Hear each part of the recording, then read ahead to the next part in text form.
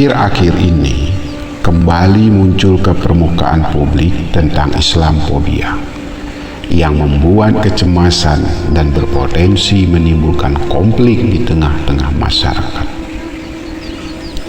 Lalu apa yang dimaksud dengan Islamophobia?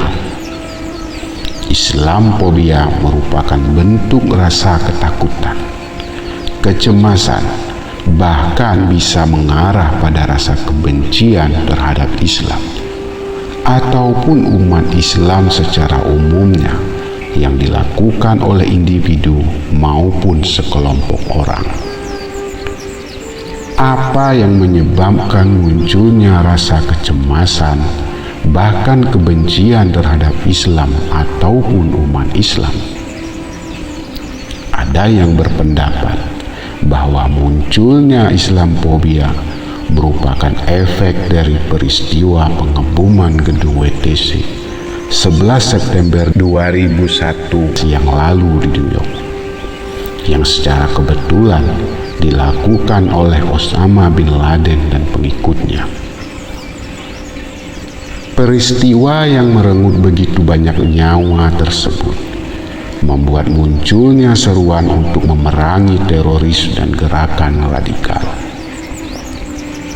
Namun, yang sangat menyakitkan bagi umat Islam, perbuatan kejahatan yang dilakukan sekelompok orang atau individu yang kebetulan beragama Islam justru membuat Islam secara ajaran dan umat Islam menerima tuduhan negatif. Tidak berselang lama, muncul lagi kasus bom Bali yang merenggut banyak nyawa manusia. Pelaku dan otak dari bom Bali pun adalah orang Islam. Dan sama seperti peristiwa 11 September 2001 yang lalu, lagi-lagi Islam dan umat Islam mendapatkan label negatif dari kalangan di luar Islam, apalagi negara yang mayoritas non-Islam. Maka tuduhan bahwa Islam dan umat Islam sangat dekat dengan ajaran kebencian, pembunuhan, radikal, dan terorisme makin menjadi topik yang dibahas, terutama dalam ranah politik, hukum, dan kebijakan. Islam dan umat Islam sangat identik dengan radikal dan terorisme. Begitulah label yang melekat dan diberikan. Kalau kita mempelajari sejarah ke belakang, sebenarnya Islamophobia sudah ada ketika kehadiran Nabi Muhammad SAW dalam membawa dan menyebarkan agama Islam. Maka di saat itu banyak tokoh di kalangan orang Quraisy di Mekah merasa khawatir kalau Islam akan menjadi agama yang besar, menjadi kekuatan baru, dan banyak orang-orang Quraisy yang memilih agama Islam.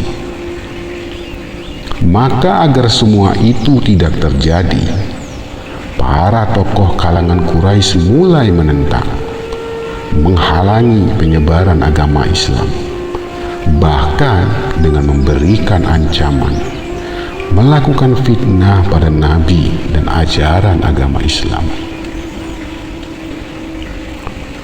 Pola ini hampir sama dengan yang terjadi saat ini, terutama dalam konteks kelompok kepentingan yang merasa terancam akan eksistensinya dengan fenomena kebangkitan dan kemajuan Islam. Hal ini tidak bisa lepas dari adanya prasangka buruk atau sikap negatif pada Islam dan umat Islam karena keliru atau tidak mendapatkan pemahaman yang jelas tentang ajaran Islam sebenarnya.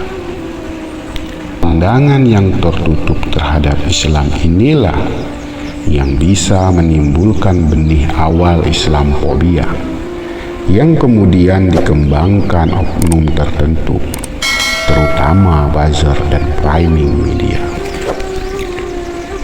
Bila di Amerika atau negara lainnya munculnya Islamfobia karena melihat populasi yang meningkat serta memiliki peran dalam berbagai aspek, baik bidang ekonomi dan politik, maka di Indonesia munculnya sikap Islamfobia karena unsur kekuatan atau kelompok tertentu yang merasa terancam kepentingannya.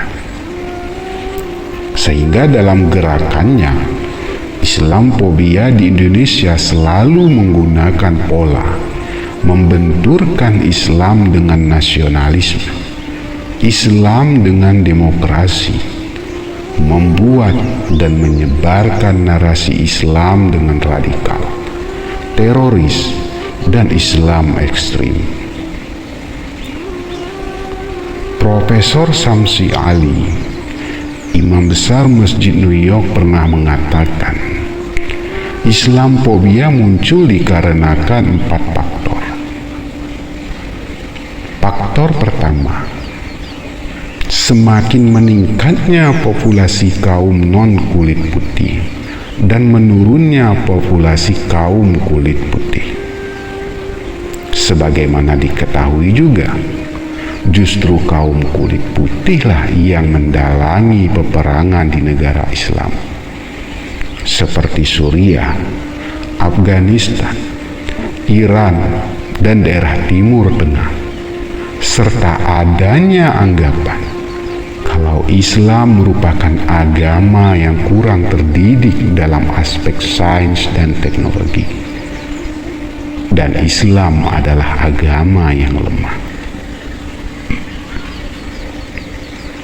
Faktor kedua, adanya rasa kecemasan akan trauma kalau Islam akan bangkit dan berkuasa di dunia.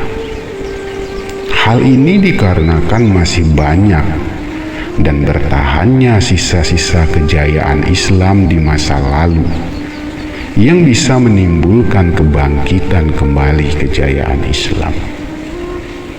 Faktor ketiga, adanya pengaruh atau efek dari pertarungan politik global yang semakin terlihat jelas. Dan umat Islam pun ternyata ikut terjebak dalam arus pertarungan politik global dengan tidak menjadikan agama sebagai landasan atau inspirasi dalam perjuangan politik. Yang terjadi malah sebaliknya. Umat Islam menjadikan agama sebagai kendaraan politik. Faktor keempat, adanya Islamfobia juga merupakan andil dari umat Islam itu sendiri. Hal ini dikarenakan umat Islam belum konsisten dalam menegakkan, memperjuangkan, dan merealisasikan konsep Islam yang rahmatan lil alamin. Munculnya label umat Islam yang disamakan dengan ekstremis militan dan teroris yang dilakukan oknum orang Islam, atau adanya label radikal dan qadrun. Belum lagi proses penegakan hukum yang tebang pilih bisa menjadi bukti nyata kalau Islamfobia saat ini semakin nyata dan berkembang. Bahkan Nathan Lin dan John Esposito dalam bukunya The Islamophobia Industry, How the Rights Manufacture Fear of Muslim, mengatakan kalau Islamfobia selain faktor pemahaman yang keliru dan framing media, ada unsur kesengajaan membiarkan, memunculkan, dan mengembangkan sikap Islamfobia karena ada keuntungan dan kepentingan kelompok tertentu ataupun orang tertentu dalam jangka panjang. Maka tidak mengherankan kalau banyak oknum ormas, oknum NGO, media, politisi yang mendapatkan keuntungan baik dalam segi ekonomi maupun posisi dari muncul, tumbuh, dan berkembangnya sikap Islamophobia. Dan inilah yang oleh Nathan Lynn disebut sebagai industri Islamophobia.